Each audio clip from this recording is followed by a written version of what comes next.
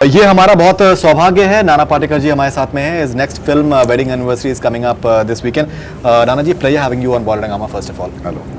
And so when I watched the promo of wedding anniversary, the interesting part was the entire relationship that you're sharing with Mahi Gill. There's an element of mystery in that. कि exactly आपका relation क्या है. एक उसमें element of romance भी उसके अंदर है, कहीं ना कहीं एक एलिमेंट ऑफ ऐसा that you are a stranger to her as well. कुछ आप बताना चाहेंगे वेडिंग एनिवर्सरी के बारे में? नहीं, वो उसके बारे में, क्योंकि वो एम्बिग्विटी वैसे ही रहनी चाहिए. जी, जी. क्योंकि वही एक था एलिमेंट की एक कंसिस्टेंसी होती है ना कैरेक्टर में. जी बिल्कुल. वो कुछ है नहीं, मालूम नहीं है, एक पल में ये है, दूसरे पल में कुछ है. तो वजह वो है उसकी. मैंने ये फिल्म चुनी है उसके लिए. राइट. क्योंकि कहानी बिल्कुल अलग थी. राइट. कैरेक्टर का ग्राफ जो है बहुत अलग है. ये मेरा ही नहीं, उसका भी, वो लड़की का भी, माही गिल का. हाँ. तो समझ में नहीं आता कि कहीं कहाँ जाना है. वो मैप नहीं आता तुम्हारे गाड़ी में जो आता है ना आजकल, आपने ये जी, गूगल मैप नहीं आता. उसमें कितना भी तब सोचो तो आपको वो पता नहीं चलेगा कि फिल्म कहाँ जा रही है. सिर्फ जा रही है और चौंका देती है. Right. And the interesting part at the level of, I think entirely at the level of story, जो मुझको लग रहा था कि जो एक फिजिकल इंटीमेसी कहीं ना कहीं आप लोगों के बीच में, जिसकी एक कुछ एक हिंट है, which I found very very striking. Somehow that attracts that exactly क्या होगा फिल्म में, which I think promo conveys that very subtly. और दूसरी बात ये है कि एक जो उम्र है, मेरी उम्र और उस बच्ची की उम्र, जी, और ये क्या हो रहा है, और बहुत ही डेलिकेट था. उसको घिनौना भी नहीं होना चाहिए. करेक्ट, वल्गर नहीं होना चाहिए. हाँ, वो नहीं तो वो ऐसे होता है, ए नहीं यार, अब कौन चाहेगा नाना पाटेकर ये कर रहा है, मैं कोई रणबीर नहीं हूँ कि चलो यार उनका इश्क देखने में मज़ा आ रहा है. लेकिन वो उसकी डिग्निटी बरकरार रखते हुए भी वो, अरे क्या है ये क्या है, कैसे. तो उस तरह का जो है, और जिस तरह से लिखा हुआ है कहानी, और दूसरी बात डायलॉग्स बहुत इम्पोर्टेंट है. डेफिनेटली. क्योंकि उसकी एक जो फ्लूइडिटी है, एक हम जो मराठी में या हिंदी में हम मुक्त छंद कहते हैं जी, उस तरह से एक लिरिकल है उसको. ये राशिद इकबाल करके हमारे राइटर है, पिछले 6 फिल्मों से मैं उनके साथ काम कर रहा हूँ. 2611 भी उन्होंने ही लिखी थी. राइट. यात्रा उन्होंने लिखी थी, मैं और रेखा थे. जी. गौतम घोष की. करेक्ट. तो एक होता है ना कि जानते भी हो जहन में तुम्हारे क्या है, किस तरह का है. और एक होता है कि अभी मैं जिन इसका चयन कर रहा हूँ, जिन वर्ड्स का जो शब्द है, एक शब्द के लिए उनके पास 10 शब्द है. और तो तुम्हारा जो किरदार है और तुमको जो कहना है, उर्दू का उनका बड़ा अभ्यास जी, है. डायलॉग आई थिंक जो शुरू में, I think which is very और इंटरेस्टिंग. दूसरी बात सभी धर्मों का. करेक्ट. वो मुसलमान सिर्फ है तो कुरान का ही नहीं बोलेंगे, तो इसका भी, गीता के लिए भी. और बुक से ज़्यादा इंसान अच्छी तरह पढ़ सकते हैं वो. क्या बात है. हाँ, तो क्या उनका वो जो है, तो उसके लिए आज तक तो हमारे में अनुभव नहीं है. मैं बहुत कम लोगों की इस तरह की इज्जत करता हूँ, तो उसमें से वो एक. Rashid Iqbal, that's wonderful to hear. जैसे आपने बात करी रिलेशनशिप की, आपने बात करी कि दैट जैसे आपका एक उम्र का एंड कंपैरेटिवली यंगर गर्ल, अभी महेश मंजरेकर जी का मैंने इंटरव्यू किया था एंड आई लव्ड नट सम्राट. उन्होंने बहुत देर तक उसके बारे में बात करी, लेकिन उन्होंने एक इंटरेस्टिंग चीज़ ये कही कि that he would love to direct a story where of like an older man and like much younger woman, because that he felt कहीं ना कहीं उनको फैसिनेट करती है कि दैट कुछ अलग किस्म की स्टोरी हो, उसमें जो है मज़ा आता है करने में, बनस्बत इसके कि आप जो रेगुलर स्टोरीज़ हैं वही करने में. आई थिंक तड़का भी आपकी एक फिल्म आ रही है जिसमें आप श्रेया सरन के साथ में आप पेयर्ड हैं, तो यू एंजॉयिंग दैट प्रोसेस. अरे आई लव्ड इट. राइट. लेकिन उसमें मैं थोड़ा सा यंग हूँ अभी, जो दिख रहा हूँ उससे. राइट. तो हमने कुछ किया है उसमें, वो हम गोलमाल बताएंगे नहीं. मेकअप से ना. हाँ, बहुत अच्छा मेकअप. मैंने वज़न बहुत कम कर दिया था, और मैं थोड़ा सा कम बूढ़ा लग रहा हूँ. सर आप वैसे भी नहीं लगते हैं, बिकॉज ऑनेस्टली आप, I think you exercise for 6 days a week and you take care of your diet as well. वो तो करना है ना यार. सब लोग नहीं करते. नहीं, सब लोग नहीं करते, तो अब मैं क्या करूँ उसको. राइट. लेकिन यहाँ तुमको अगर टिकना है ना, तो वो एनर्जी तो तुमको रखनी ही पड़ेगी. एब्सोल्युटली. और नया कुछ करके दिखाना ही होगा, क्योंकि कल मैंने जो किया था वो कल नया था, आज करूँगा वही तो वो पुराना है। बिल्कुल। तो मुझे हर वक्त कोई नया, और वो सोचने वाले जो लोग हैं उनके साथ होना चाहिए, न तो यार ये बढ़िया कर रहे हो आप और वही करते रहोगे तो एक दिन वो तो आपको कब पब्लिक डिस्कार्ड कर देंगे मालूम। बिल्कुल, तो मुझे बिल्कुल, लगता है कि वो नयापन बहुत ज़रूरी है। बिल्कुल। बातें वही है लेकिन अलग तरीके से तुमको कहनी पड़ेगी। सर म्यूजिक मुझे इंटरेस्टिंग लग रहा है। I think music is nice as well, which in a way I think contributes to the story. जिस तरीके के कलाकार म्यूजिक में इन्वॉल्व हैं, कुछ आप म्यूजिक के बारे में बताना चाहेंगे? म्यूजिक एक तो क्या है, एक गाना जो लिपसिंग मैंने किया है जी। अब राशिद खान जो है क्लासिकल सिंगर है, एब्सोल्युटली। तो उनकी और मेरी आवाज़, उनकी भी ढाली आवाज़ है, ज़रा हेवी है, और भाई थोड़ी सी सरगम भी है उसमें। मैं तो सिंगर हूँ नहीं, बिल्कुल अनाड़ी औरंगज़ेब हूँ मैं संगीत के मामले में। तो वो लिपसिंग करना था और लगना चाहिए यार ये तुम गा रहे हो। करेक्ट। तो काफ़ी देर तक तुमको वो रिहर्सल करनी चाहिए, राइट। तब जाके मेरा कहना, मैं कोई पैदाइशी एक्टर नहीं हूँ। मैं समझता हूँ कि जितनी मेहनत करोगे उतना अच्छा होगा। और थिएटर का होने के कारण क्या होता है, जितनी रिहर्सल करो उतना अच्छा होता है। और रिहर्सल करने के बाद हमने रिहर्सल की नहीं है ये दिखाना, that is acting, that is effortlessness. वो तो चिंटू हमारा, ऋषि कपूर, जब हम दोनों के वक्त हम करते थे, मैं उसको कहता ना चल रिहर्सल यार, मैं फेल हो जाता हूँ, ताकि वो थिएटर से है नहीं। लेकिन वो एक्सटेम्पोर जो करता था वो कमाल करता था। करेक्ट। 2 टेक के बाद वो कहता है मुझसे अभी नहीं होगा, और मैं कहता हूँ 10 टेक के बाद अब अच्छा होगा। ताकि परिंदा में पहला टेक हो गया, दूसरा तीसरा, वो पहला ओके, तीसरा ओके, चौथा ओके, पांचवा ओके। फिर विनोद चोपड़ा कहता है कि नहीं भाई यार बहुत हो गया, लंबा शॉट है, इतना अपना रॉस टॉक जाता है। उस वक्त फिल्म होती थी। करेक्ट। तो मैंने कहा यार ठहरना, ताकि उसके पहले का सीन जो है वो हमने किया नहीं है। तो वो परिंदा का वो जो सीन था पर्टिकुलर, तो उसमें 1 टेक 2 टेक वो ओके हो गए। विनोद चोपड़ा काफ़ी, अरे बस हो गया यार नाना, कितने करेंगे। मैंने कहा इसके पहले का जो सीन है उसका लेवल कितना होगा वो अपने को मालूम नहीं है। करेक्ट। तो मुझे करने दे, जब मुझे लगता है कि ये बड़ा सही लगता है उस वक्त मैं रुक जाऊंगा। नहीं यार बहुत रॉस टॉक जा रहा है। तो 7वां टेक जो था उसके बाद मैंने कहा ठीक है ओके, अरे यार 7 है, पहला टेक ओके हो गया था। लेकिन आखिर में फिल्म में रखा 7वां टेक, करेक्ट। ताकि पहला जो सीन था उसका इंटेंसिटी और वो इंटेंसिटी मैच हो रहा था। करेक्ट। करेक्ट। तो कई बार ऐसे होता है डेफिनेटली कि तुम्हें मालूम नहीं है, तो वो थिएटर की वजह से बहुत आसान हो जाता है। बिल्कुल बिल्कुल। Sir I just love your performance in Nat Samrat. अभी महेश जी का मैंने इंटरव्यू किया एंड बहुत देर तक हम लोगों ने सिर्फ नट सम्राट के बारे में बात करी। what I found fascinating about the film was your performance was outstanding and the way आपने जनरली होता है कि अगर इस तरीके की फिल्म्स होती हैं विच आर राइटिंग बेस्ड, हम शेक्सपियर को बहुत बार डिस्कवर करते हैं, लेकिन बहुत से आपने इंग्लिश के बहुत से और राइटर्स हैं उनके बारे में भी आप जिक्र करते हैं, क्लासिक राइटर्स हैं उसके बारे में भी आप जिक्र करते हैं। जिस तरीके से लिटरेचर को सही माने में आप डिस्कवर करते हैं, चाहे वो various forms of poetry in a Marathi film, I found that really fascinating. Do you consider that as one of your finest performances? नहीं, ऐसे नहीं होता जी। मुझे लगता है कि उस वक्त वो अच्छा लगा इसलिए बस। अब ये तो आप लोग तय करो कि कौन सा अच्छा है कौन सा बुरा है। सभी तो मेरे बच्चे हैं तो मैं उसमें अच्छा बुरा तो करूँगा नहीं। I love the performance. हाँ, मुझे अच्छा लगा। उसमें क्या था, बहुत ही, वैसे वो तो बहुत कन्वेंशनल कहानी है भाई जी। एक घर वाले हैं वैसे, लेकिन उसकी जो लैंग्वेज है, करेक्ट, तात्या साहब की जो लैंग्वेज है उसकी वजह से वो बहुत यहाँ से लेके यहाँ चल गई वो। लेकिन वो उसका ज़्यादा श्रेय जाता है महेश और हमारे राइटर जो है किरण यज्ञोपवीत, उन्होंने बहुत अच्छा लिखा। तात्या साहब की लिखाई और उनके नज़दीक जाना उसने बहुत कमाल का। और विक्रम गोखले का जो कैरेक्टर है जी, वो कंसीव किया हुआ जो ओरिजिनल नाटक में नहीं है जी।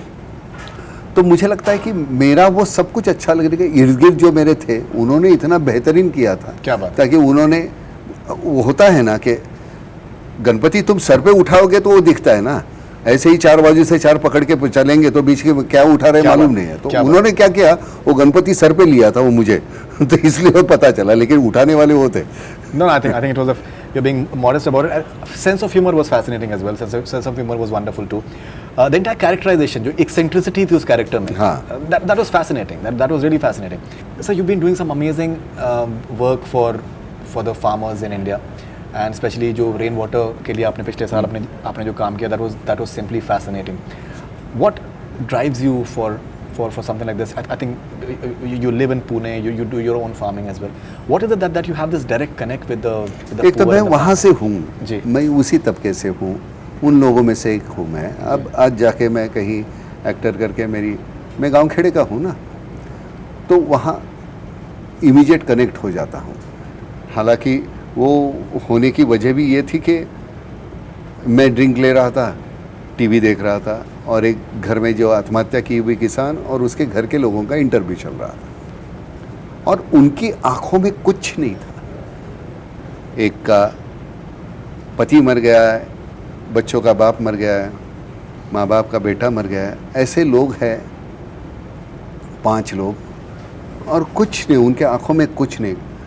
मतलब क्या है, एक भी कोई ये नहीं है, उनके आंखों में सिर्फ कल की भूख थी.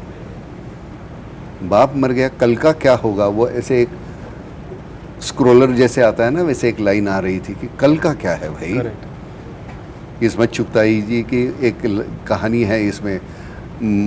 कोई तो मरता है तो मोहल्ले वाले खाना ला के देते हैं ना, क्या बात है. Right. और बच्चे 2 दिन बहुत खाते हैं. बाप मर गया तो 1 हफ्ता भर उन्होंने खाना खा लिया, बगल वालों ने दिया, और फिर बाद खाना बंद हो जाता. तो फिर बच्चे आपस में होते, माँ कब मरेगी, ओ हो. फिर 7 दिन और खाना मिलेगा. ये जो था उनके आंखों में, मुझसे तकलीफ हुई. तो मैंने कहा यार ये क्या कर रहे हैं हम पैसे बटोरने में, हमारे सुख दुख तो ऐसे 4 दीवारों के अंदर के सुख दुख है, Right. काय के दुख है भाई. तो मैंने सोचा कि कुछ पैसे मैं दे दूंगा. मैंने अपनी एक नई गाड़ी के लिए पैसे रखे थे, मैंने कहा ये दे दो. अब ये जो मकरंद है अनासपुरे, बदौलत उसके, उसने कहा कि पहले कुछ 200-250 चेक देने हैं 15-15 हज़ार के, वो आप दे दो, बाद में हम कर लेंगे. जब वहाँ गया तो एक साथ लगातार तुमको 200-250 जो विधवा बच्चियाँ बैठी है, पैसे कितने हैं, 15,000. यार उनसे क्या होगा. लेकिन वो आँखों में कुछ नहीं, एक गोद में है बच्चा है, एक उंगली पकड़ा हुआ है. वो देखने के बाद फिर जहन में आया कि ये कभी ख़त्म होने वाला काम नहीं है. Correct. तो फिर नाम फाउंडेशन की शुरुआत हुई. Right. अभी इस साल किसानों के साथ हमारी 417 कैजुअल्टीज़ है, BSF, मिलिट्री, पैरामिलिट्री. स्लेन उनके लिए भी कर रहे हैं आप? तो हर फैमिली के लिए 2.5 लाख रुपया फैमिलीज के लिए. वो करना है यार. और पैसे कहाँ से आएंगे 60 करोड़ दिए थे पिछले साल लोगों ने. अब लेकिन मेरी जिम्मेदारी बनती है, मैं लोगों को कहूँ कि पैसे दो, उसके पहले मेरी जिम्मेदारी बनती है. मेरे जेब में इस पे फिल्म से मुझे काफ़ी पैसे मिले, उसमें से 50 लाख रुपए मैं दे दूंगा. पहले 20 जो है फैमिलीज उसको मैं दूंगा. Right. फिर मुझे हक बनता है यार तू देना एक फैमिली के लिए, तू देना. 417 बच्चे हमने गंवाए लास्ट ईयर, आर्म्ड फोर्सेस में. पूरे मिलिट्री पैरामिलिट्री के. जी. और रोज़ उसमें 2-3 बढ़ रहे हैं. आज ये हुआ, आज ये हुआ, आज ये हुआ. क्या हमारी जिम्मेदारी नहीं बनती? एक माँ बन के हमको खाना खिला रहा है, एक बाप बन के हमारी रक्षा कर रहा है, उनके प्रति हमारी समाज की तो जिम्मेदारी है. बिल्कुल. 2.5 लाख से क्या होगा, लेकिन कम से कम वो तैनात जो बच्चा है मेरा वहाँ बॉर्डर पे, उसको जहन में आएगा यार मेरे पीठ पीछे मेरा समाज जो है मेरे बारे में सोच रहा है, मेरे फैमिली के बारे में सोच रहा है. 2.5 लाख इम्पोर्टेंट नहीं, वो एहसास बहुत उनको ताकत देगा. सर अभी पिछले कुछ दिनों में काफ़ी ये इस तरीके की चीज़ें सामने आई हैं कि जवानों को प्रॉपर खाने को नहीं ये गलत है, ये गलत है. राइट.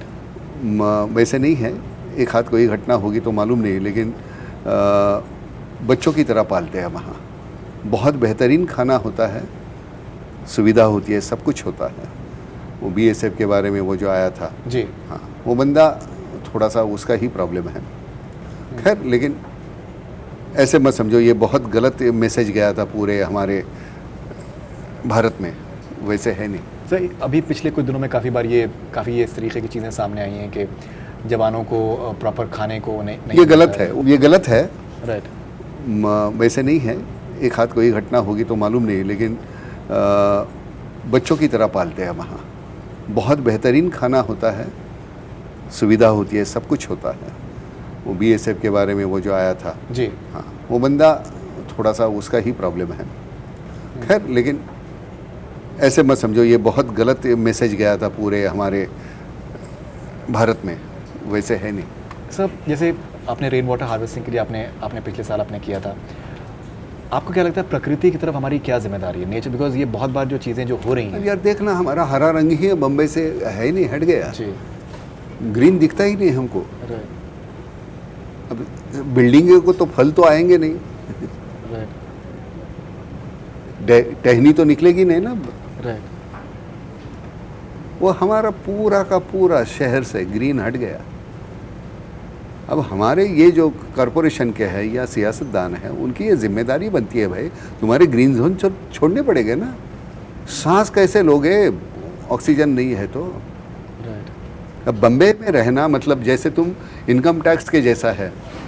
इनकम टैक्स तुमने 100 रुपये कमाए, उसमें से 15% तुम्हारा सर्विस टैक्स है, 30% इनकम टैक्स है, 45 तो गए, 55 तुम्हारे, करेक्ट। बाकी के टैक्स अलग। चलो, लेकिन ये मोटा मोटी ये है कि चलो 55 तुम्हारे। वैसे तुम गांव से शहर में जब तुम माइग्रेट होते हो, स्थलांतरित होते हो, तो 100 साल की तुम्हारी अगर ज़िंदगी है तो उसमें से 30% जैसे वो और 15 वो पर कटता है ना, वैसे तुम्हारे 45 कट जाते हैं, ताकि इस आबो हवा में तुमको सांस लेनी है। वो इतनी जहरीली है तो वैसे भी 45 तुम्हारे साल वैसे कटने वाले हैं। शहर में रहने का मुआवजा है वो। क्या करना चाहिए इसके लिए, आपको क्या लगता है सर? क्या करना चाहिए, क्या मतलब? देखो भाई, बाकी सब बातों की बात कर रहे हो तुम, सभी चीज़ों की। आबादी के बारे में बोलेगा कौन? 30 करोड़ की 130 करोड़ हो गए भाई, 100 करोड़ बढ़ गए। तुम्हारे सोर्सेस वही है, पानी वही है, बिजली वही है, कहाँ से लाओगे? एक दिन मेरे पास कुछ नहीं होगा, तू खाता होगा, मैं तेरे हाथ से छीन लूँगा। करेक्ट। और उसके लिए जिम्मेदार कौन? कौन लगाएगा?